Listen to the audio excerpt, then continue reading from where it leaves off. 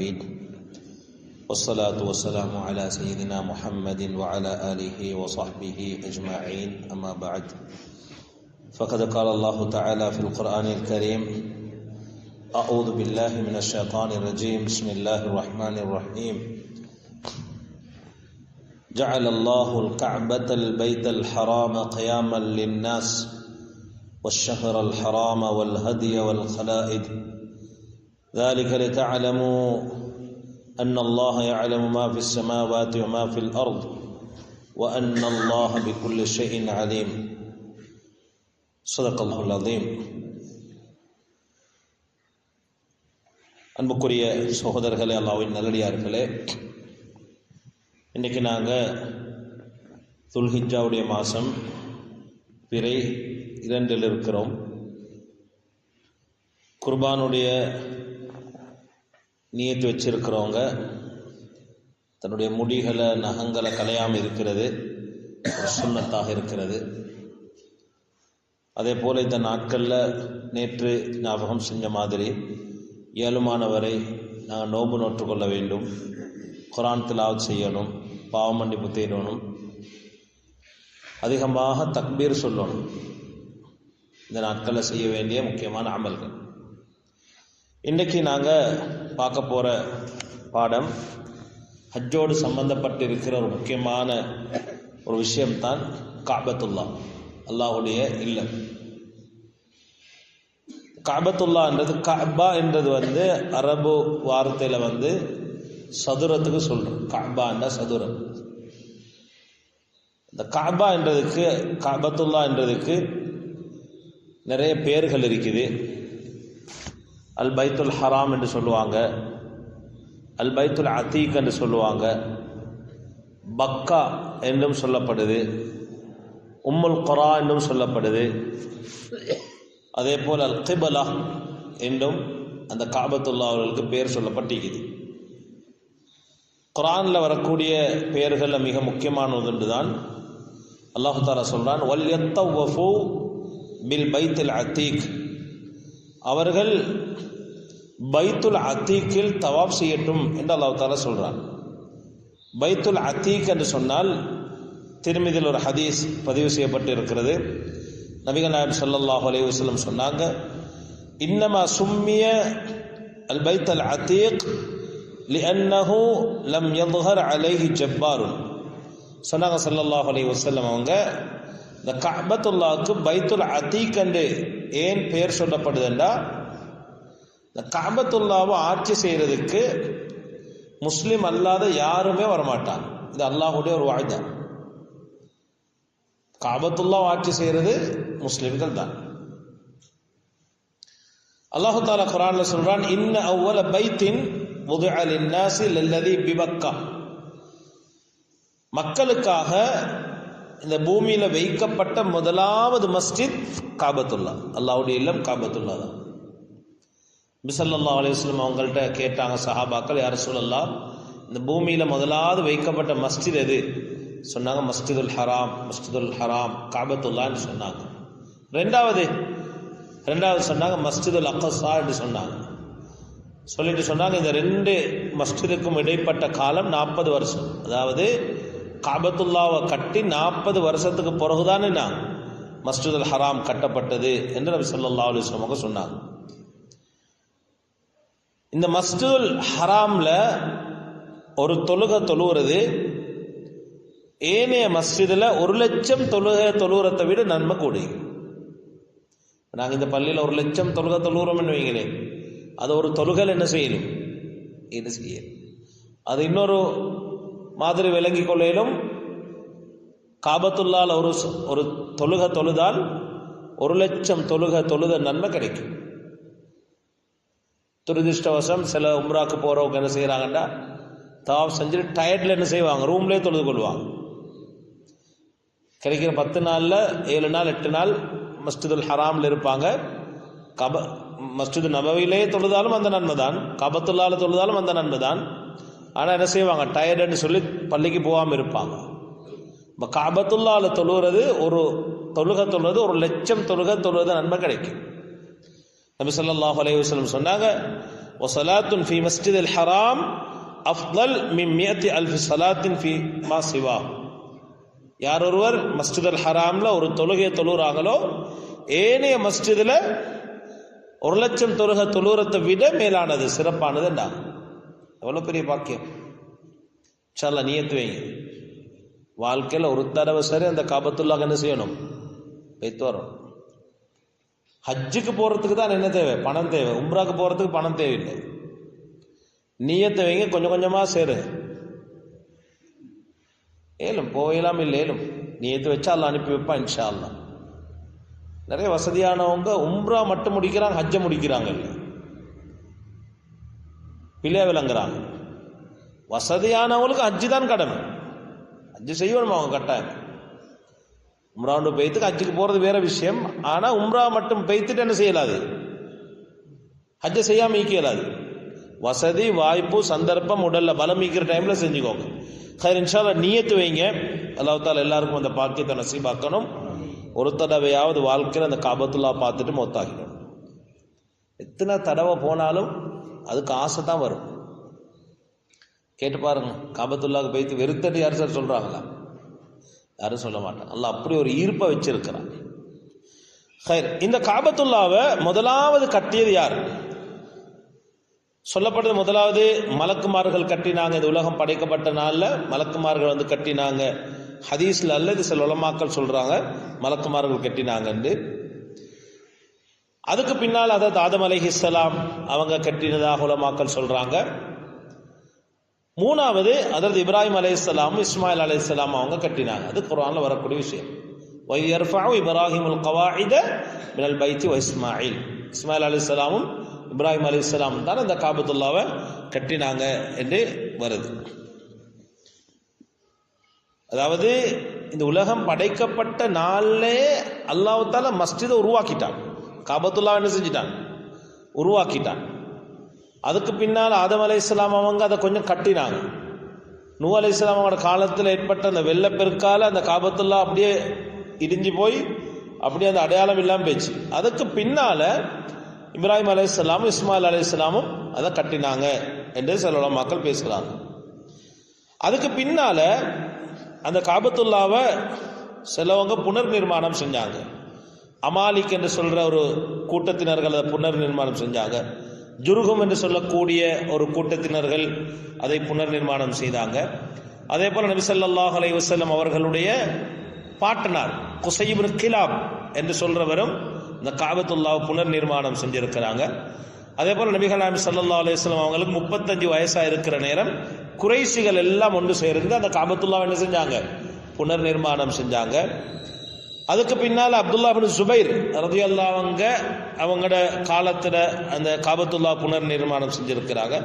அதுக்கு பின்னால் ஹஜ்ஜாஜ் பின் யூசுப் அவருடைய காலத்திலையும் இந்த காபத்துல்லா புனர் நிர்மாணம் செஞ்சிருக்கிறாங்க. கிறிஸ்துக்கு பின் 1630 உஸ்மானியர்கள் துருக்கியில் ஆட்சி செஞ்சு கொண்டிருக்கிற காலம் முராதகான் என்பவரால் இந்த காபத்துல்லா புனர் நிர்மாணம் செய்யப்பட்டிருக்கிறது வரலாற்று ஆசிரியர்கள் எழுதியிருக்கிறாங்க. சரி, காபத்துல்லாவில் இருக்கக்கூடிய முக்கியமான சில அடையாளங்கள் அதில் ஒன்றுதான் அல் ஹஜருல் அஸ்வத். அல் ஹஜர் என்ற கல், அஸ்வத் என்ற கருப்பு நிற கல்.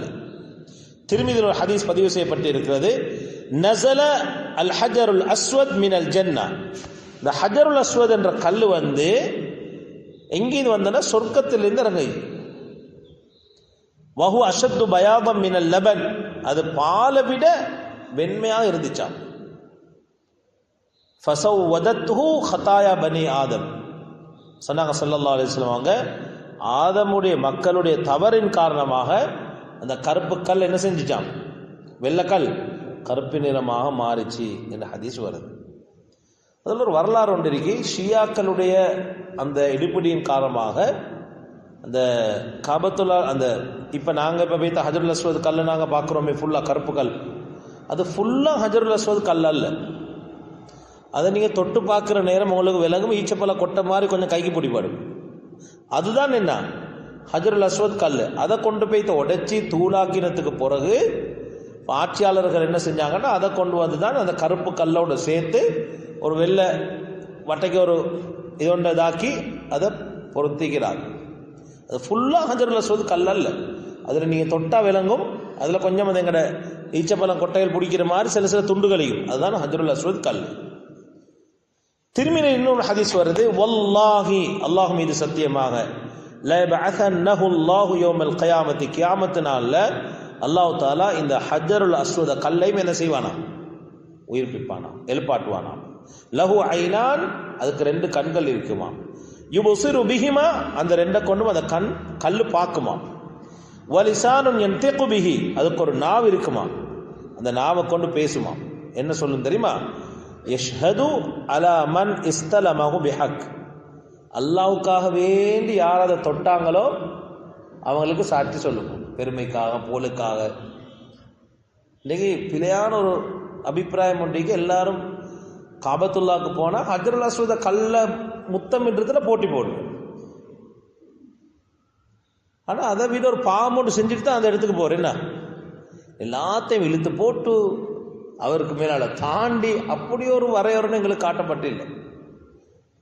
சிலவங்க என்ன செய்யறாங்கன்னா, சில பெண்களும் ஆண்களோட சேர்ந்து என்ன செய்யற, இறுவி கொண்டு கசங்கி கொண்டு போற, அப்படி எங்களுக்கு வழிகாட்டப்பட்டில்லை. அது முத்தமிட்டது ஒரு சுண்ணத்து, சந்தர்ப்பம் கிடைக்காது என்ன செய்யணும், விட்டுடணும். இன்னைக்கு ஒரு ஆள் ஒரு வழிகாட்டியோட பேசிக்கோ நிற்கிற நேரம் அவர் சொன்னார், நான் கிட்டத்தட்ட ஒரு 10-12 தடவை உம்ராக்கு போய்த்தீங்க ஹசரத், ஒரு நாளும் ஹஜருல் அஸ்வத கல்லை எனக்கு தொடுறதுக்கு சந்தர்ப்பம் கிடைக்கல. போகிற நேரம் எல்லாம் ஆக்கள் நிறைஞ்சிருக்கிறாங்க, அவங்களெல்லாம் மிதிச்சு கொண்டு போய்த்து என்ன செய்ய தேவையில்லை, ஒரு சுண்ணத்தை நிறைவேற்ற தேவையில்லை என்று சொல்லிட்டு அவர் சொல்கிறாரு. சில பெண்களும் நடுநிசையில் ராவில் எழும்பி போகிறாங்க, தனியாக போகிறாங்க, ஹஜருல் அஸ்வத கல்லை முத்தமிடணும் என்று. யாருக்கு இடையில போகிற, ஆண்களுக்கு இடையில நெருங்கி கொண்டு போகிறான். பாரவங்க மலக்குகள் அல்லே, கபத்துல்லாலே என்ன நடக்குது, பாவங்கள் பார்வைகள் எல்லாம் வித்தியாசமாக இருக்கும். அதனால் அந்த ஹஜருல் அஸ்வத் கல்லன்றது அது நாங்கள் அல்லாஹுக்காக வேண்டி ஒரு சுண்ணத்தை நிறைவேற்றத்துக்காக வேண்டி தான் தொடணுமே தவிர பெருமை பாராட்டுறதுக்கு நான் போனேன் பிடிச்சேன்டா என்னை விட்டு ஆள் இல்லை என்று சொல்லப்படாது. நல்லா விளங்கிக் கொள்ளணும், ஹஜருல் அஸ்வத கல்ல முத்தமிடுறதுன்றது இபாதத்துன்னு ஒரு இபாதத்தான், ஃபர்ல் அல்ல, ஒரு சுன்னத்து. வத்திபான் நபி ஸல்லல்லாஹு அலைஹி வஸல்லம், அந்த நபி ஸல்லல்லாஹு அலைஹி வஸல்லம் அவர்களுடைய சுன்னத்து. வலைஸ இஅ்திகாதன் பிஅன்னஹு யன்ஃபஉ அவ் யதுர் பிதாத்திஹி, உறுதி கொள்ளக்கூடாது ஹஜருல் அஸ்வத கல்ல பிடிச்சா நலவு கிடைக்கும், பிடிக்காட்டி நலவு இல்லைன்றது நாங்கள் வச்சுக்கொள்ளக்கூடாது. இந்த பாருங்க, ரிமோட்டு பேத்தும் ஹஜருல் அஸ்வத கல்ல பிடிக்கலே, பாக்கியம் இல்லையே, அப்படி ஒன்று இல்லை. உமர் இப்னு கத்தாப் ரலியல்லாஹு அன்ஹு ஹஜருல் அஸ்வத கல்ல மித்தமிட்டு சொன்னாங்களாம், வகால இன்னி லஅலமு இன்னக ஹஜருன், சொன்னாங்களாம் நிச்சயமாக நான் அறிகிறேன் நீ ஒரு கல், லா ததுர் வலா தன்ஃபா, உன்னால பிரயோசனம் இல்லை, உன்னால நஷ்டமும் இல்லை, இடையூறும் இல்லை. வலவுலா இன்னி ரஅய்து ரசூலல்லாஹி ஸல்லல்லாஹு அலைஹி வஸல்லம் யக்பலுக, நான் உன்னை ரசூலுல்லாஹ் முத்தமிடுறதை காணாமல் இருந்திருந்தால் மா கப்பல்துக, உன்னை நான் என்ன செஞ்சிக்க மாட்டேன், முத்தமிட்டே இருக்க மாட்டேன்னு சொன்னாங்க. அப்போ புகாரில் பதிவு செய்யப்பட்டு இருக்கிற ஹதீஸ். அப்போ அது ஒரு ஹஜருல் அஸ்வத்ன்றது ஒரு கல், அதை 7 மண்டா முத்தமிடுவோம், இல்லாட்டி வேலையை விட்டுட்டு என்ன செய்யணும், மற்ற அமல்களை செய்ய வேண்டியதுதான். காபத்துல்லாஹுல கிழக்கு மூலையில் ஒரு முனையில் தான் இந்த கல் என்ன செய்யப்பட்டிருக்குது, வைக்கப்பட்டு இருக்குது. அடுத்த ஒரு அடையாளம் தான் ருக்னுல் யமானி என்று, அது காபாவோட வலது முனையில் இருக்கிற ஒரு இடத்துக்கு தான் அந்த ருக்னுல் யமானி என்று சொல்லப்படும். தவாஃப் செய்கிறவங்க என்ன செய்வாங்கன்னா, அதை தொட்டுட்டு தான், அதை தொட்டுட்டு தவாஃபும் ஆரம்பிப்பாங்க. தொட்டுறது தான் சுன்னத்து, முத்தமிடுறது அல்ல. ஆனால் ஹஜருல் அஸ்வத கல்ல முத்தமிடுறது தான் சுன்னத்து, ருக்னுல் யமானில் இருக்கிற அந்த இடத்த தொடுறது தான் சுன்னத்து. அதே போல காபத்துல்லாவோட முன்னால் இருக்கிற ஒரு முக்கியமான அடையாளம் தான் மகாம் இப்ராஹிம் என்று சொல்லக்கூடியது. அது மகாம் இப்ராஹிம் என்ன, அது இப்ராஹிம் அலைஹிஸ்ஸலாம் அவங்களும் இஸ்மாயில் அலைஹிஸ்ஸலாம் அவங்களும் என்ன செஞ்சாங்க, காபத்துல்லாவை புனர் நிர்மாணம் செஞ்சு கொண்டு இருக்கிற நேரம் இப்ராஹிம் அலைஹிஸ்ஸலாம் ஒரு கல்லை வச்சு தான் அதை என்ன செஞ்சாங்க, கட்டினாங்க. கட்டிட்டு ஒரு இடத்துல வச்சு அந்த கல்லை வச்சு அதில் உட்கார்ந்தாங்க. ஒரு சில ரிவாயத்துகளில் வருது அந்த கல் ஒசந்ததாகவும் ஒரு ரிவாயத்தில் வருது. அது இப்ராஹிம் அலைஹிஸ்ஸலாம் அவங்களோட நினைவுக்காக வேண்டி என்ன செய்யப்பட்டிருக்குது, மகாம் இப்ராஹிம் என்ற இப்ராஹிம் அலைஹிஸ்ஸலாம் அவங்க ஒரு உட்கார்ந்த இடம்.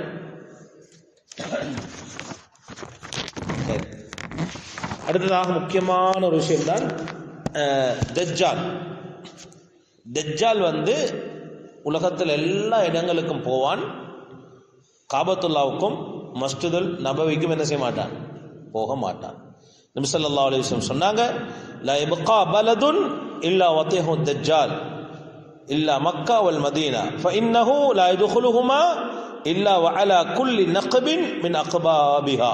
சொன்னாங்க ரசூலுல்லாஹி ஸல்லல்லாஹு அலைஹி வஸல்லம் அவங்க, தஜ்ஜால் எல்லா ஊருக்கும் போவான், மக்கா மதீனாவை தவிர அதில் அவனால் நுழைய முடியாது. ஒவ்வொரு நுழைவாயிலையும் மலாயிக்கத்துன் சாஃபீன யஹ்ருசுனஹு வயம்னஊனஹு மின் துகூலிஹிமா. அந்த ரெண்டு காபத்துல்லாவுக்கும் மஸ்ஜித் நபவியுடைய ஒவ்வொரு நுழைவாலையும் பரிசுத்தமான மலக்குமார்கள் இருந்து கொண்டு தஜ்ஜால் வராமல் என்ன செய்வாங்க, தடுத்து கொண்டு இருப்பாங்க என்று நபி நாயகம் ஸல்லல்லாஹு அலைஹி வஸல்லம் அவங்க சொன்னாங்க. இன்னொரு ஹதீஸ்ல வருது, யஜூஜ் மஜூஜ் வெளியாகினத்துக்கு பிறகும் என்ன நடக்குமாம், காபத்துல்லால தவாப் ஹஜ் நடக்கும். வலா தகூமு ஸாஅ ஹத்தா யஅதிய யௌமுன் லா யுஹஜ்ஜு ஃபீஹி இலல் கஅபா. எப்ப காபத்துல்லால ஹஜ் நடக்காம இருக்குமோ, தவாஃப் நடக்காம இருக்குமோ, அப்ப என்ன செஞ்சிடும், உலகம் அழிய ஆரம்பிச்சு. சொல்லுவாங்க உலமாக்கள், இந்த உலகத்துடைய ரூஹு தவாஃப் தான். எப்ப தவாஃப் நிக்குமோ இந்த உலகம் என்ன செஞ்சிடும், அழிய ஆரம்பிச்சிடும். அதே போல நபி ஸல்லல்லாஹு அலைஹி வஸல்லம் சொன்னாங்க, யஹ்திமுல் கஅபா து சுவைகத்தைன் மினல் ஹபஷா. அபுசீனியாவிலிருந்து வந்த ஒரு மெலிந்த 2 கால்களை கொண்ட ஒரு மனுஷன் தான் காபத்துல்லா என்ன செய்வானாம், உடைப்பான். ரஜுலுன் அஸ்வத் அகஅஸஸ் சாகைன். அவர் ஒரு கருப்பு நிற மனிதராக இருப்பார், வளைந்த கால்களுடையவர். என் குசுவா ஹஜரன் ஹஜரன், ஒவ்வொரு கல்லாக என்ன செய்வார், உடைச்சி உடைச்சி உடைச்சி காபத்துல்லா அப்படியே இடிச்சிடுவார்.